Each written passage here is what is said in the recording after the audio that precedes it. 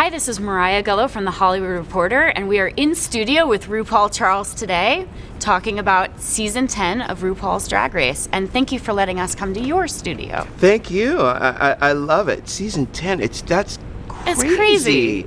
Season 10.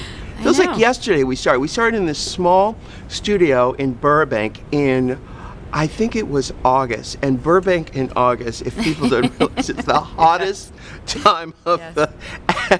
No amount of air conditioning can make it cool. And to do drag in that kind of weather is ridiculous. You know, one of the things I noticed, I was watching the show from the very beginning, and there was something so charming and scrappy about it, because it was, you know, a bit of a budget reality show compared to Project Runway, for example. Yeah. So now that you've evolved into, an Emmy-winning show, Season 10, do you miss any of the scrappiness, or do you enjoy just having the room to really be more creative? No, I'm going to be honest. I don't miss the scrappiness. I don't miss it. But, it's the same team who puts the show together, and it really is about this collaborative effort. It's my friends from the East Village who I've known for 30 plus years. We've worked together since then. And everybody who works on the show has this sort of East Village guerrilla approach to production. It sounds so cliche. It literally is a family of people who share a love for drag and a love for people who dance to the beat of a different drummer, honestly. Yeah. And that's really the heart and soul of our show. Can we talk a little bit about your costume designer, who also won an Emmy this year? Yeah.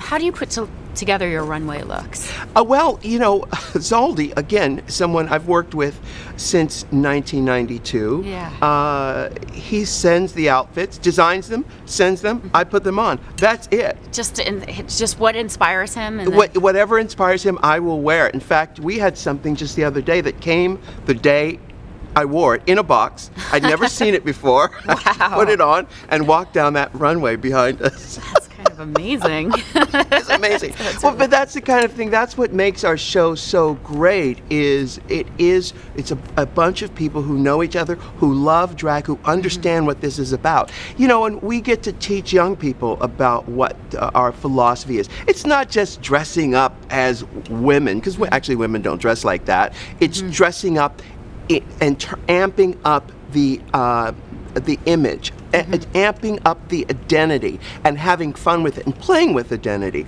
And that's what makes, I think, our show so magical. And that's why so many coincidences happen. Obviously we produce the show, but then all of this life happens to it. Because these kids who apply to our show are these courageous, outrageous, beautiful people who bring their stories. And in the course of these challenges, the stories reveal themselves, and the audience at home gets to live through that and understand their own journey and find ways to navigate their own lives, which is so brilliant. So last season, season 9, if I would pick a theme to it, I would say that high art was a big part of it. With there was Peppermint, and there was Nina Bonina Brown. Yes, and of course our winner, Sasha Velour. It's funny. It's like in my family, all of my sisters, we all have our names start with R, and it's like that with the girls here. Is that they're all like all my children. There are 113 of them, and actually now it's 127 of them. Wow. And it takes me a minute to remember the names. Yeah. I know. I mean, I've watched every single season, and I struggle as well. Yeah. But tell me about season 10. Is there a theme shaping up? I know you're in the middle of filming. Well, we've said this for years. We've said that at one point we will have a season of queens who literally grew up watching our show. It's been 10 years now, and so we have contestants in season 10 who were 10 years old when this show went on television. Wow. Or 11 years old. So they are literally the children of Drag Race. Wow. Yeah. So it's it's a very young and very diverse group of girls this season.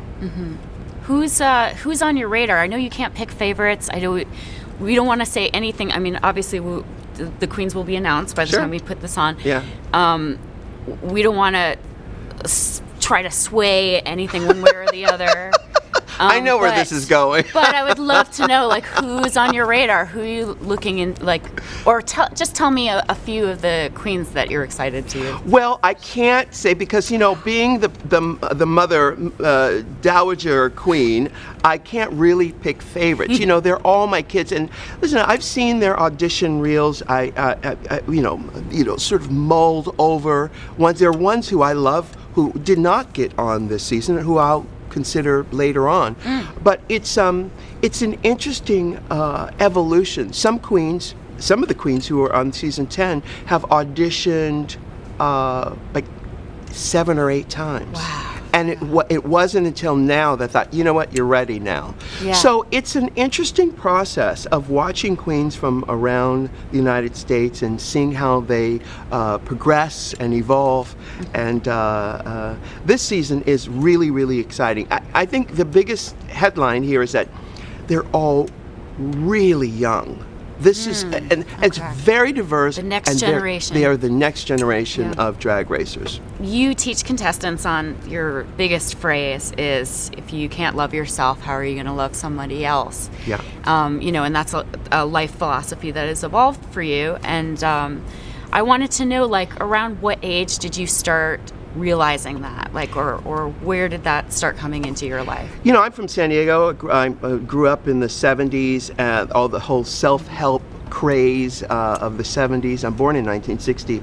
So I was this odd little kid. I feel like the little boy who fell to earth. And I felt like I was always pointing out that the emperor has no clothes. And I was asking other people, are you looking at this? The emperor has no clothes. And everybody, I couldn't find other people to corroborate my what I was seeing until I saw Monty Python on PBS. And I thought, okay, that's my tribe right there. That's who, they get it, you know. And so in essence, it's sort of the anesthesia never worked on me. I always felt like I was awake. So, you know, I realized I needed to understand find a way to navigate this life. Obviously, irreverence, laughter, you know, punk rock.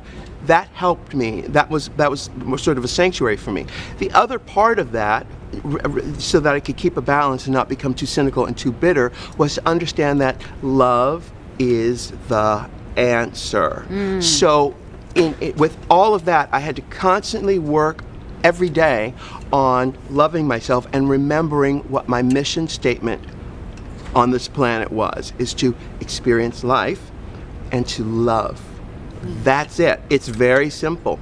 But it's easy to forget. It's easy to forget. So every time I tell people to love yourself on television, I'm actually reminding myself at the same time. Yeah.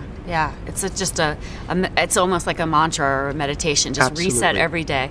Wake up with love. Wake up with love. Absolutely. And it takes work. It doesn't come natural, especially when everything in the media or all we're hit with this barrage of information that is the opposite of that. You know, we're consumer culture, so our culture says, no, you're not really zestfully clean. You're not really clean unless you're zestfully clean, or you have to buy something to make sure that you are loved. It's like, no. It's something you have to work on from the inside out. I know that Paris is Burning is a huge influence on your life and the culture. If you could executive produce a sequel to Paris is Burning that's happening today, what would you like to see? Well, you know, this. First of all, Paris is Burning is an important film because it really explores the tenacity of the human spirit, like a lotus in the mud. No matter how dire or dark the situation may be, the human spirit will always find a place to rise and shine. And that's why that story has prevailed, and that's why it's so important. It's something we showcase here on our show is the tenacity of the human spirit. So, first of all, I don't know if there needs to be a sequel because it's such a perfect documentary. And if you, it's actually, I believe it's on Hulu or Netflix if you haven't seen it.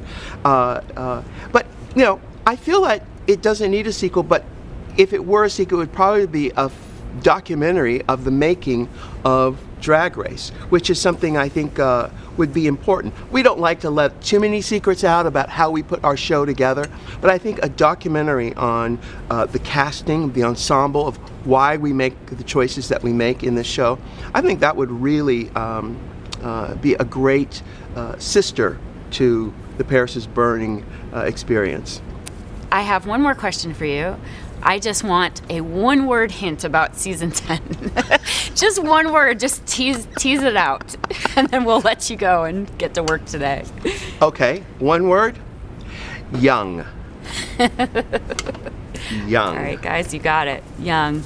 Go out there and watch season 10, and RuPaul, thank you so much for being with me today. Thank you, Mariah. Bye.